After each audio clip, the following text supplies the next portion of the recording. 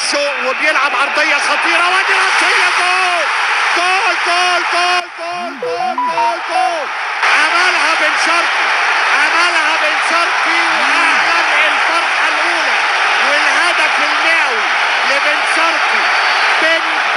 بن قلبي، بن حياتي، اللي بيسجل الهدف الاول في القمه 129 علشان يبقى بن اهلي رسميا في لقاء القمه 129 في اول ظهور.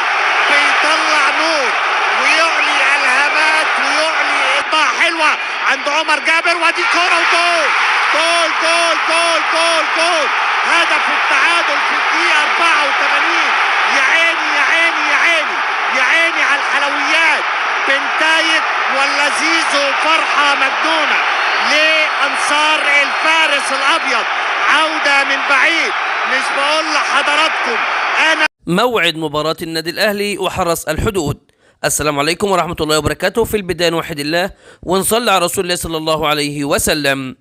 تقام مباراة النادي الأهلي وحرس الحدود الأربعاء 26/2 في الدوري المصري، وتنطلق صفارة الحكم بين فريقي حرس الحدود والنادي الأهلي الساعة 4 عصرا على قنوات اون تايم سبورت. في النهاية نسأل الله سبحانه وتعالى التوفيق للنادي الأهلي، كما نسأل سبحانه وتعالى أن يشفي مرضانا ومرضى المسلمين، وأن يرحم موتانا وموتى المسلمين، وننزع الهم والحقد من نفوس المسلمين، كما نسأل سبحانه وتعالى أن ينصر إخواننا المجاهدين في فلسطين. دمتم في أمان الله، وإلى لقاء آخر في فيديو آخر في معلومة أخرى في تصريح آخر، والسلام عليكم ورحمة الله وبركاته.